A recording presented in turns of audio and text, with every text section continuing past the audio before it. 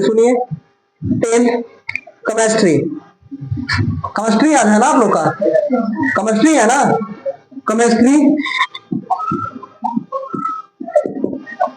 CHEMISTRY chemistry, इसको बोलते हैं क्या? रसायन शास्त्र। हिंदी में क्या बोलते हैं इसको?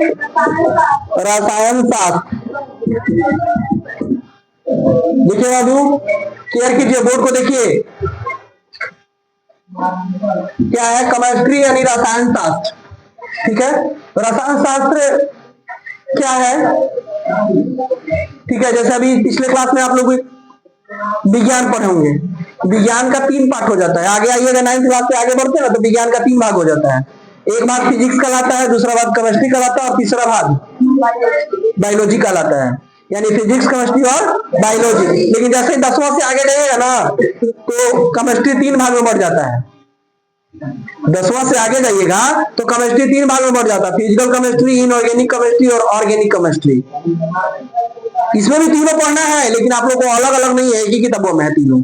ठीक है, और आगे जाइएगा तो तीनों अलग अलग हो जाता है। फिजिकल केमिस्ट्री, इनऑर्गेनिक केमिस्ट्री और ऑर्गेनिक केमिस्ट्री। ठीक है, तीनों अलग अलग हो जाता है। तीनों क्या होता है बाबू? अलग अलग हो जाता है। तो अभी हम लोग को क्या पढ़ना है? रसायन शास्त्र। क्या पढ़ना है इसको? रसायन शास्त्र आज पढ़ना है। तो रसायन शास्त्र क्या है, किसको कहते हैं? तो बाबू वह शास्त्र जिसमें पदार्थ की गुण, बनावट, रंग, आकृति का अध्ययन किया जाता है, उसी को क्या कहा जाता है? उसी को क्या कहा जाता है? रसायन शास्त्र कहते हैं। यानी जिस शास्त्र से या जिस शास्त्र में पदार्थ के गुण, रंग, बनावट, आकृति का अध्ययन किया जाता है विस्तार पूर्वक, ठीक है, अध्ययन किया जाता है, उसी को क्या कहते हैं? रसायन शास्त्र। पढ़ लीजिएगा तो अच्छा रहेगा। ठीक है, क्योंकि पढ़ाई एक ऐसा मंत्र है ना कि जीवन बना देगा।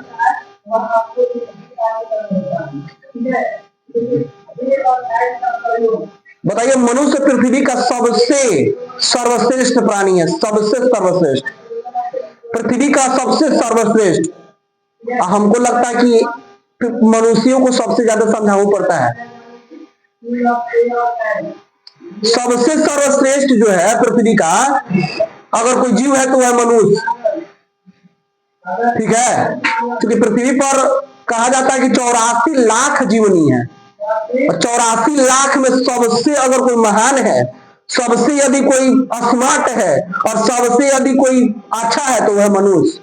84 लाख में मनुष्य ही है, और सबसे ज्यादा मनुष्य के समझाना पड़ता है। ये विडंबना है, सबसे ज्यादा मनुष्य को समझाना पड़ता है। गायों भैंस को एक जगह बांध दीजिएगा, नाद रख दीजिएगा, तो अपने समझ जाता है कि एक में खाएला मन मिलेगा। गाय भैंस को एक जगह बांध दीजिए और उसके आगे नाद रख दीजिएगा ना, तो उसको समझ आ जाता है कि एक में हमको खाने के लिए मिलेगा। तो मनुष्य को नहीं समझ में आता है। कुछ समझाओ, आज समझाओ, कल वही हाल है। ठीक है ना बाबू?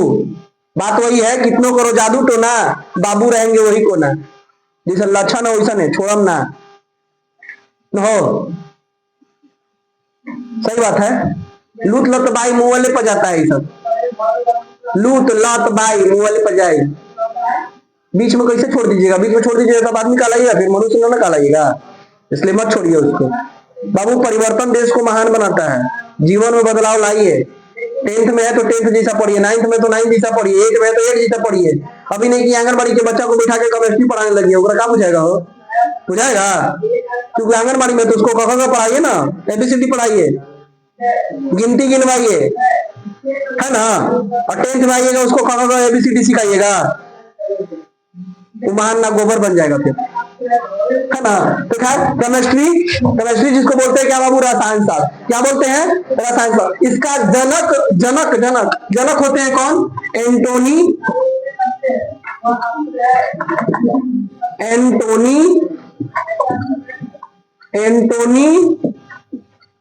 लावोजियर। ठीक है, एंटोनी लावोजियर केमिस्ट्री के जनक होते हैं। केमिस्ट्री के जनक एंटोनी लावोजियर होते हैं। ठीक है, फिजिक्स के जनक कौन होते हैं? न्यूटन। फिजिक्स का जनक कौन है? केमिस्ट्री का जनक कौन है? एंटोनी लावोजियर। केमिस्ट्री का जनक कौन है? एंटोनी लावोजियर। ठीक है, और एक और सब्जेक्ट बच जाएगा बायोलॉजी, इसको जीव विज्ञान कहते हैं। उसका जनक होते हैं अरस्तु। उसका जनक कौन होते हैं? अरस्तु। ठीक है, यानी फिजिक्स का जनक न्यूटन। फिजिक्स का जनक न्यूटन। केमिस्ट्री का जनक एंटोनी लावोजियर। एंटोनी लावोजियर। ठीक है, और जीव विज्ञान की जनक अरस्तु। जीव विज्ञान की जनक एक वाव का तो हम विषय पढ़ाते हैं जिसका नाम गणित है। नहीं, एक और सब्जेक्ट का तो हम पढ़ाते हैं जिसका नाम गणित है, उसका जनक आर्यभट्ट है। उसका जनक कौन है? आर्यभट्ट। आपके बिहार के थे आर्यभट्ट। ठीक है, आर्यभट्ट आपके बिहार के थे। ठीक है, जहानाबाद से पटना जाइएगा तो बीच में तरेगना जगह पड़ता है। बीच में तरेगना जगह पड़ता है, उसका नाम तारेगना है, लेकिन लोग तरेगना तरेगना कहते हैं। ठीक है, तारेगना है। ठीक है, तो वहीं पे आर्यभट्ट का जन्म हुआ था। सोच सकते हैं बिहार में हम लोग के गणितज्ञ का जन्म हुआ है, जिसमें अधिकतर बच्चा लोग बिहार में मैट्रिक में फेल होता है तो गणित में। ट्यूशन अगर कोई बच्चा पढ़ता है तो गणित के लिए, मैथ हमारा ना बुझाता है, और पढ़ के जाता भी है तो यही कहता है कि हमको गणित ना समझ में आया है। नहीं, इसको सुधारना पड़ेगा मेहनत करके आपको। ठीक है, देखिए एंटोनी यानी कह सकते हैं एंटोनी लावोजियर जो है वो क्या है बाबू? केमिस्ट्री के रसायन शास्त्र के जनक है। और क्लास 10th के लिए सबसे पहला चैप्टर पढ़ना है आपको क्या? रासायनिक अभिक्रियाएं एवं समीकरण। रासायनिक अभिक्रियाएं, ध्यान देना, अभिक्रियाएं एवं समीकरण या समीकरण। ध्यान देना बाबू, रासायनिक अभिक्रियाएं एवं समीकरण। ठीक है, रासायनिक अभिक्रियाएं एवं समीकरण। ठीक है, chemical reaction and equation. Chemical reaction and equation. ठीक है, इसको रासायनिक अभिक्रियाएं एवं समीकरण। तो सबसे पहले तो हम लोग अभी जाने क्या कि रसायन शास्त्र क्या है। रसायन शास्त्र क्या है? क्या बताया रसायन शास्त्र को? कि वह शास्त्र जिससे पदार्थ की गुण, बनावट, आकृति, रंग का विस्तृत रूप से अध्ययन किया जाता है, रसायन शास्त्र कहलाता है। क्या कहलाता है? रसायन शास्त्र कहलाता है। मतलब जिस किताब से हम लोग की पदार्थ की गुण, बनावट, रंग, आकृति का विस्तार पूर्वक अध्ययन मिलता है, उसी को क्या बोलते हैं? रसायन शास्त्र बोलते हैं। उसको क्या बोलते हैं? रसायन शास्त्र बोलते हैं। रसायन शास्त्र के जनक एंटोनी लावोजियर है। एंटोनी लावोजियर है। रसायन शास्त्र के लेखक कौन है? सॉरी, जनक कौन है? एंटोनी लावोजियर है। ठीक है, इसमें पहला आपको चैप्टर है रासायनिक अभिक्रिया एवं समीकरण। तो रासायनिक, रसायन से ही रासायनिक बना है। रसायन से क्या बना है? रासायनिक बना है। जो प्रोसेस होता है, जो प्रक्रिया होता है, उसी को रासायनिक बोला जाता है। ऐसा विधि दो होता है, एक रासायनिक विधि और एक यांत्रिक विधि। एक रासायनिक विधि और एक यांत्रिक विधि। ठीक है, तो रासायनिक अभिक्रिया है। रासायनिक अभिक्रिया में क्या होता है? ध्यान दीजिए, अभिक्रिया का मतलब क्या होता है? दो या दो से अधिक वस्तुओं को मिलाकर के एक नया वस्तु बनाना। दो या दो से अधिक वस्तु को मिला करके एक या एक से अधिक नया वस्तु बनाते हैं, उसी को क्या बोलते हैं? अभिक्रिया। उसको क्या बोलते हैं? अभिक्रिया। यानी रासायनिक अभिक्रिया को डिफिनेशन हम लोग कैसे दे सकते हैं? रासायनिक अभिक्रिया को कैसे समझ सकते हैं? ठीक है, कैसे समझ सकते हैं? दो या दो से अधिक पदार्थ आपस में मिलकर एक या एक से अधिक नए पदार्थ का निर्माण करते हैं, तो उसको क्या बोलते हैं? रासायनिक अभिक्रिया। दो या दो से अधिक पदार्थ मिल करके एक या एक से अधिक नए गुण वाले अगर पदार्थ बनाते हैं तो उसको क्या बोलते हैं हम लोग? रासायनिक अभिक्रिया कहते हैं। उसको क्या कहते हैं? रासायनिक अभिक्रिया। जैसे समझने के लिए मान लीजिए कि H2 plus O2 reaction date मिल के बनाता है H2O। क्या बनाता है? H2O। तो ये पूरा क्रिया को हम लोग क्या कहेंगे? रासायनिक अभिक्रिया। क्या कहेंगे इसको? रासायनिक अभिक्रिया। पूरा अभिक्रिया को क्या कहेंगे हम लोग? रासायनिक अभिक्रिया। यानी H2 प्लस O2 मिलके क्या बनाएगा? H2O। तो उसको हम लोग बोलेंगे क्या बाबू? रासायनिक अभिक्रिया है। क्या बोलेंगे इसको? रासायनिक अभिक्रिया बोलेंगे। अब रासायनिक अभिक्रिया में जो मिल के बनाता है उसको क्या कहते हैं, और जो बनता है उसको क्या बोलते हैं। जैसे एक और एग्जांपल देखिए आप, C+O2 रिएक्शन रेट क्या होता है, CO2। बैलेंस करने के लिए यहाँ 2 लगाना जाता है, ठीक है, यहाँ भी 2। आगे आपको बताएंगे एक संतुलित और असंतुलित, जब समीकरण टॉपिक में आएंगे हम, जब समीकरण में आएंगे तो आपको बताएंगे कि इसी को समीकरण भी कहा जाता है लेकिन बैलेंस किया जाता है, यानी संतुलित किया जाता है, वो आगे आपको बताएंगे हम, ठीक है। रासायनिक अभिक्रिया H2S2 + O2 reaction rate 2H2O, यानी हाइड्रोजन, यानी क्या बाबू, हाइड्रोजन और ऑक्सीजन दोनों मिलाए तो बना क्या, जल। दोनों मिलके बना क्या, जल। यानी जल का सूत्र क्या है, H2O। जल का सूत्र क्या है, तो कहिएगा सब 2 कहा लिख दिए, बैलेंस करने के लिए लिखे हैं बाबू, संतुलन में लाने के लिए। क्योंकि रासायनिक समीकरण संतुलित लिखा जाता है, संतुलित रासायनिक समीकरण को ही लिखा जाता है कहीं पे भी। असंतुलित लिखिएगा तो उसको कंकाली समीकरण कहा जाता है, अपने आप में वो सही नहीं होता है, अपने आप में गलत होता है, ठीक है। जैसे हाइड्रोजन का संकेत क्या होता है, H होता है, ऑक्सीजन का संकेत क्या होता है, O होता है। तो कहिएगा 2 कहा लिखे हैं, 2 कहा लिखे हैं, ये बैलेंस करने के लिए लिखे हैं हम, संतुलित करने के लिए लिखे हैं, ठीक है। तो H2 + O2 मिलाने के बाद क्या बना बाबू, H2O, ठीक है। तो जल का सूत्र क्या हुआ, H2O। जल का सूत्र क्या हुआ, H2O, यानी क्या है बाबू, हाइड्रोजन, क्या है, हाइड्रोजन। और इसको मिला रहे हैं किसके साथ, ऑक्सीजन, ऑक्सीजन के साथ, तो बन रहा है क्या आपका, जल। बन रहा है क्या आपका बाबू, जल। यदि कोई पूछे कि जल का सूत्र क्या है, तो H2O। जल का सूत्र क्या है, उसी तरह से इसमें देखिए C, कार्बन को कहते हैं +O2 यानी ऑक्सीजन, ऑक्सीजन, ऑक्सीजन मिलाने के बाद बनता क्या है, कार्बन डाइऑक्साइड, कार्बन डाइऑक्साइड, ध्यान देना, ऑक्साइड मिलने के बाद क्या बनता है बाबू, कार्बन डाइऑक्साइड, ठीक है। यानी कार्बन और ऑक्सीजन मिलाने के बाद बनता क्या है, कार्बन डाइऑक्साइड। तो देखिए 2 पदार्थ मिला ना आपस में, 2 पदार्थ आपस में मिला, अब मिल करके एक नया पदार्थ बनाया कि नहीं बनाया, बनाया ना। तो नया पदार्थ बनाता है उसी को क्या बोलते हैं, रासायनिक अभिक्रिया। क्या बोलते हैं उसको, रासायनिक अभिक्रिया, जिसको जूनियर क्लास में आप लोग परिवर्तन पढ़े होंगे, जैसे रासायनिक परिवर्तन, भौतिक परिवर्तन। तो रासायनिक परिवर्तन में क्या पढ़े होंगे, नया पदार्थ बनता है। रासायनिक परिवर्तन में क्या पढ़े थे, नया पदार्थ बनता है। अब भौतिक में नया बन भी सकता है और पुनः फिर उसी अवस्था में आ भी सकता है जैसे से हम बनाए थे।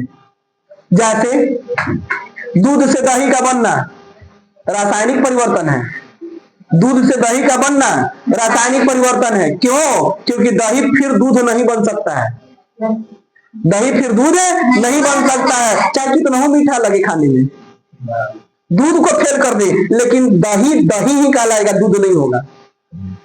तो क्या है, रासायनिक परिवर्तन है। और भौतिक परिवर्तन में क्या पढ़े थे, जिससे नया पदार्थ बनता है और पुनः फिर हम उसको उस अवस्था में ला सकते हैं। जैसे पानी से बर्फ का बनाना, जल से बर्फ का बनना, जल को ठंडा कीजिएगा तो बर्फ बनेगा, अब बर्फ को फिर गर्म कीजिएगा तो फिर पानी बन जाएगा, बन जाएगा नहीं बन जाएगा। इसलिए उसको भौतिक परिवर्तन में रखा गया था जूनियर क्लास में, इसलिए उसको क्या किया गया था, भौतिक परिवर्तन में रखा गया था। माने भौतिक परिवर्तन में क्या होता है, फिजिकल चेंज। भौतिक परिवर्तन में क्या होता है, भौतिक परिवर्तन का हिंदी इंग्लिश होता है फिजिकल चेंज, ठीक है। भौतिक परिवर्तन का इंग्लिश क्या होता है, फिजिकल चेंज, ठीक है। तो भौतिक परिवर्तन में क्या होता है, नया पदार्थ बनता है और पुनः उस अवस्था में आ जाता है, पुनः उस अवस्था में आ जाता है, ठीक है। पुनः उस अवस्था में क्या होता है, आ जाता है। जैसे बर्फ का, जल से बर्फ का बनना, ये क्या है, भौतिक परिवर्तन है। क्या है, भौतिक परिवर्तन है। और दूध से दही का बनना क्या है, रासायनिक परिवर्तन है। क्योंकि दही से फिर दूध नहीं बना सकते हैं आप, कभी बन ही नहीं सकता, कदापि नहीं बन सकता, संभव नहीं है, नहीं बन सकता है। कोई अभिक्रिया कर लेगा नहीं बनेगा।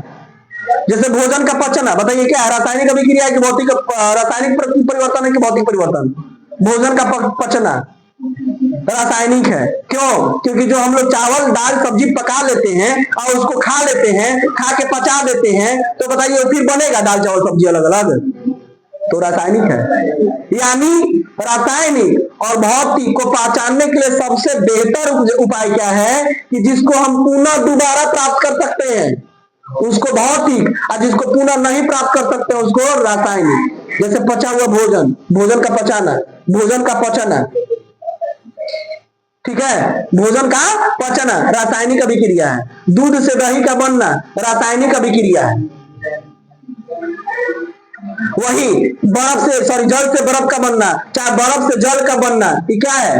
भौतिक है। क्योंकि टेम्परेचर जैसे ही घटाएंगे तो पानी फिर बर्फ बन जाएगा, और टेम्परेचर को जैसे ही बढ़ाएंगे तो बर्फ फिर पानी बन जाएगा ना। तो ये क्या होगा? भौतिक होगा। ये क्या होगा बाबू? भौतिक होगा। वो क्या होगा? भौतिक होगा। लेकिन कुछ ऐसे भी हैं जिसमें भौतिक और रासायनिक दोनों होते हैं, जैसे मोमबत्ती का जलना। मोमबत्ती का जलना भौतिक भी उसमें होता है और रासायनिक भी उसमें होता है। उसमें भौतिक परिवर्तन भी होता है और रासायनिक परिवर्तन भी होता है। क्योंकि मोमबत्ती जलता है, ठीक है, तो कुछ मोमबत्ती का भाग पिघल के जल जाता है, जिसको दोबारा हम नहीं प्राप्त कर सकते हैं। और कुछ जो है जल के, जिसको कहते हैं आप लोग, गल करके नीचे गिर जाता है, तो फिर मोम में प्राप्त हो जाता है मोम ना। तो उसको क्या बोलते हैं? उसको बोल देंगे भौतिक। उसको क्या बोलेंगे? क्योंकि दोबारा प्राप्त हो गया तो उसको क्या बोलेंगे? भौतिक। और जो जल गया यानी दोबारा प्राप्त नहीं हुआ, उसको क्या बोलेंगे? रासायनिक। जैसे हम छोटा सा बच्चा लोग क्या करते थे कि दीपावली के सुबह ब्लेड और क्या बोलते हैं उसको, चूका लेके घूमते थे, और जहां जहां मोमबत्ती गिरा हुआ रहता था ना, उसको ब्लेड से उखाड़ करके और चूका में जमा करते थे, और उसको फिर गर्म करके गला करके लेड़ी वाला में, चाहे फिर पपीता वाला जो टहनी होता था, उसकी खोपी में तागा डाल के और उसमें से गिराते थे पिघला करके।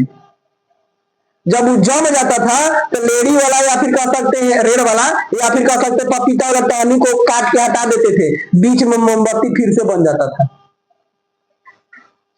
बीच में फिर से मोमबत्ती बन जाता था वो।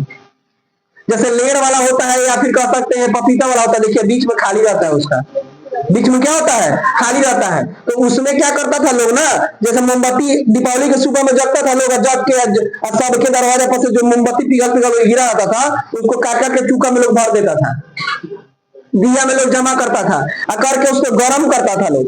गर्म करने के बाद क्या करता था, एक लेड वाला या फिर पपीता वाला टहनी में तागा डाल करके, तागा को डाल करके और उसमें क्या करता था लोग, मोम को पिघला को उसमें ढरका देता था, यानी गिरा देता था।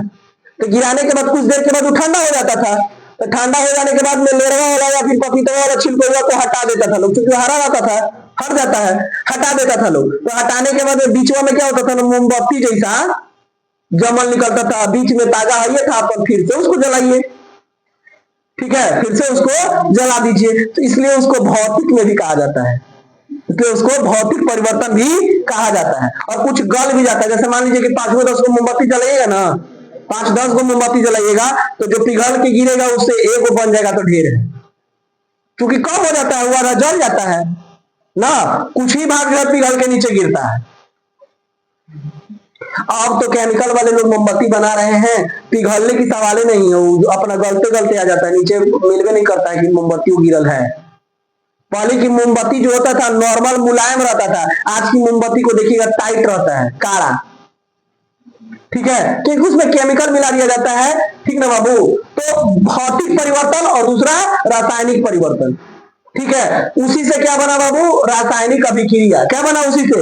रासायनिक अभिक्रिया, यानी परिवर्तन से ही क्या बनता है? अभिक्रिया। तो अभिक्रिया में क्या होता है? दो या दो से अधिक पदार्थ भाग लेते हैं और एक नया पदार्थ बना देते हैं, एक नया पदार्थ बना देते हैं, एक भिन्न गुण वाला पदार्थ को बना देते हैं। उसी को क्या बोलते हैं बाबू? रासायनिक अभिक्रिया बोलते हैं। अब रासायनिक अभिक्रिया में दो चीज होता है, एक वो अभिकारक होता है और दूसरा प्रतिफल होता है। वो क्या होता है? अभिकारक, और दूसरा क्या होता है? प्रतिफल, जिसको बोलते हैं रिकेंट और प्रोडक्ट, ठीक है। तो अभिकारक क्या है? अभिकारक किसको कहेंगे? जो अभिक्रिया में भाग लेता है, जो अभिक्रिया में भाग लेता है, तो उसको क्या बोलते हैं? अभिकारक। क्या बोलते हैं उसको? अभिकारक। यानी अभिक्रिया में भाग लेने वाले जो तत्व होते हैं, अभिक्रिया में जो भाग लेने वाले पदार्थ होते हैं, उसको क्या बोलते हैं? अभिकारक। उसको क्या बोलते हैं? अभिकारक। और जो अभिक्रिया के फल स्वरूप बनते हैं, उसको क्या बोलते हैं? प्रतिफल। उसको क्या बोलते हैं? प्रतिफल, यानी प्रोडक्ट। यानी इसमें क्या है, ध्यान देना, कार्बन और ऑक्सीजन क्या है? कार्बन और ऑक्सीजन क्या है? अभिकारक। कार्बन और ऑक्सीजन क्या है? अभिकारक। अब बन रहा है क्या चीज? Carbon dioxide. बन रहा है क्या चीज? तो इसको क्या बोलेंगे? प्रतिफल। एक चीज और ध्यान दीजिए, आप कैसे जानिए कि बन कौन रहा है और भाग कौन ले रहा है? नहीं, आप रासायनिक अभिक्रियाओं को देख करके कैसे बता सकते हैं या कैसे पता लगाइएगा कि इसमें कौन कौन मिल के क्या चीज बना रहा है? तो बाबू इसके लिए एरो चिन्ह जो होता है ना, रिएक्शन डैट जिसको बोला जाता है, एरो चिन्ह, ये वाला तीर वाला चिन्ह, इसको क्या बोला जाता है? Reaction that. क्या बोलते हैं इसको? ठीक है, या फिर तीर चिन्ह भी कहा जाता है। क्या कहा जाता है? तीर चिन्ह भी कहा जाता है। रिएक्शन डैट इसलिए बोलने में आसान होता है ना कि सब अंग्रेजी है, सब अंग्रेजी है। जैसे H2 + O2, reaction that H2O। ठीक है, अगर आप बोलते हैं कि H2 जोड़ O2 और तीर चिन्ह H2O, दोनों सही है, लेकिन ये बोलने में थोड़ा सा पटांग लगेगा। आपको लगेगा हिंदी है वो इंग्लिश है, वो हिंदी है वो इंग्लिश नहीं। जैसे H2 जोड़ O2 तीर चिन्ह H2O, इससे कहीं बेहतर होता है क्या? H2 + O2, रिएक्शन डैट क्या बना बाबू? H2O। तो रिएक्शन डैट जो होता है, यानी सिंबल जो होता है, चिन्ह जो होता है, चिन्ह जो होता है वो क्या है बाबू? आपकी अभिक्रिया बताता है कि किधर से किधर हो रहा है। जैसे देखिए एरो चिन्ह इधर से है, एरो चिन्ह इधर है ना, एरो चिन्ह जो है RHS की तरफ है ना, अर्थात RHS में जो बना हुआ है वो प्रतिफल है। क्या है वो? प्रतिफल है। लेकिन अगर एरो यही इधर हो जाएगा तो इसका मतलब कि एने वाला प्रतिफल हो जाएगा। अगर एरो इधर से हो गया, जैसे मान लेते हैं H2 और प्लस O2, इधर लिख दिए आप H2O, तो इसका मतलब क्या है कि H2 और O2 मिल के बना रहा है जल। मिलके क्या बना रहा है? जल। अगर ये वाला इस तरह से है तो इसका मतलब है कि H2 और O2 आपस में अभिक्रिया करके H2 और O2 बना रहा है। इसको कहेंगे वियोजन। आगे बताएंगे हम आपको इसको वियोजन। जैसे एक होता तो टूट करके दूगो या दूगो से अधिक बना देता है, दूगो या दूगो से अधिक मिलके एक बना देता है, उसको संयोजन कहा जाता है। ठीक है, तो जो बाबू अभिक्रिया में भाग लेता है उसको क्या बोलते हैं? अभिकारक। अभिक्रिया में जो भाग लेता है उसको क्या बोलते हैं? उसके बाद जो बनता है उसको क्या बोलते हैं? यानी कैसे हम जानेंगे कि प्रतिफल कौन है? एरो चिन्ह जिधर से रहेगा वो क्या होगा? अभिकारक, और जिन्हें रहेगा उसको कहेंगे प्रतिफल। इधर से न है, इधर से न है, तो इधर से है तो ये वाला क्या है? अभिकारक है, और जिधर में है उधर क्या है? प्रतिफल है। ठीक है, वो क्या है? प्रतिफल। आप खड़ा होइए, आप हाँ, आप हाँ खड़ा होइए आप। बताइए इसमें H2 + O2 reaction that H2O, इसमें अभिकारक कौन है?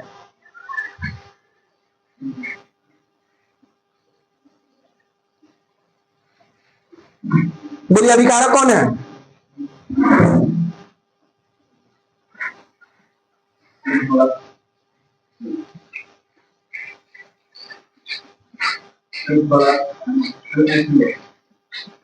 क्या बाबू? फिर से बताइए क्या है इसमें? अभिकारक कौन है? अभिकारक है। बगल में आप बताइए, टोपी वाले, हाँ आप बताइए। बताइए H2 + O2 reaction that H2O में अभिकारक कौन है? अभिकारक है O2। बहुत अच्छा।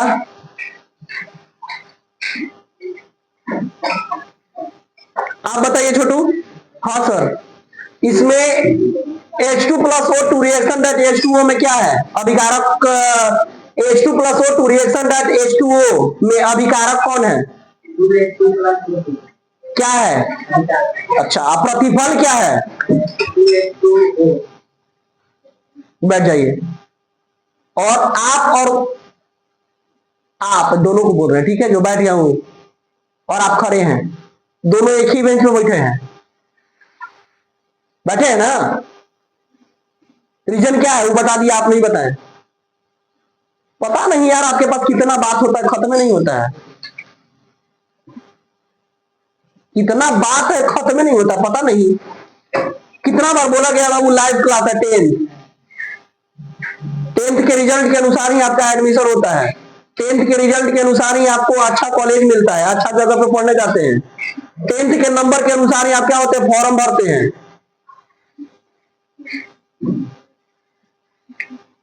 मतलब एकदम पढ़ाई लिखाई से दुश्मनी है? हाँ छोटू, 250 ग्राम। आप बताइए, बोलिए, एकदम दुश्मनी है पढ़ाई लिखाई से? गजब हाल है यार। अभी खड़ा होके बता रहे हैं, हम इतना चिल्ला रहे हैं, इतना समझा रहे हैं, वो अभी परिणाम आपको दिखाए ना? अभी परिणाम दिखाए कि नहीं दिखाए? आप ही बेंच पे बैठा वो लड़का है, वो बता दिया और आप नहीं बता पाए, इसका मतलब है कि आप नहीं सुने। नहीं सुने ना? पढ़ लो, जिंदगी बन जाएगा। ठीक है, बैठो। बताया जाता है और समझाया जाता है ना, तो पढ़ो और समझो। पढ़ाई में वो ताकत है ना बाबू कि आपकी घर की कंडीशन बदल सकता है, अरे तो जैसा है ऊपर से बदतर हो सकता है, नहीं पढ़ेगा तो। पढ़ाई में वो ताकत है, बता तो रहे हैं।